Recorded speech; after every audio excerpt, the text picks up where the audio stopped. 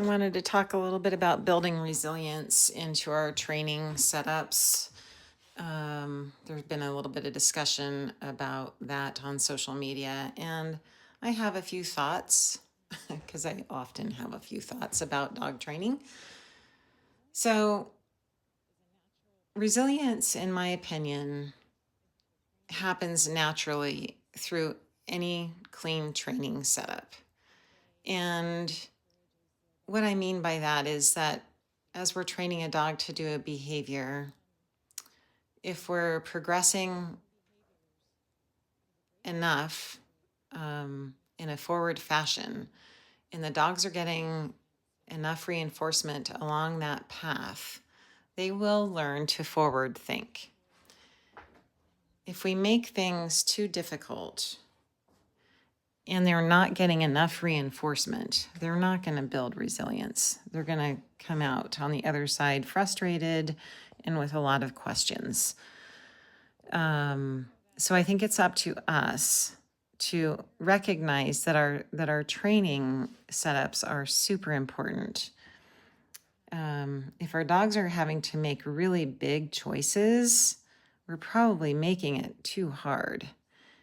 We should not be approaching a training session to, see if our dogs can do something that we're not sure they can do. We should always be asking them on that training path something that we are pretty sure they can do.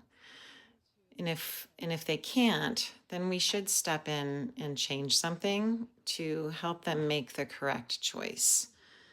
Um, I I don't really think we need to always be making things harder and harder and harder, especially in one training session.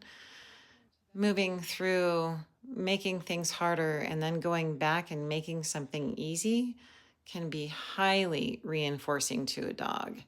And that will build a lot of resilience and a lot of joy into that particular behavior. So, yeah, those are my thoughts on building resilience into our sport dogs. It shouldn't be so hard that smoke is pouring out of their ears.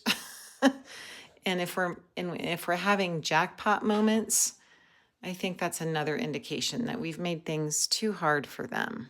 So, um, you know, those are my thoughts, my opinion on resilience in sport dogs.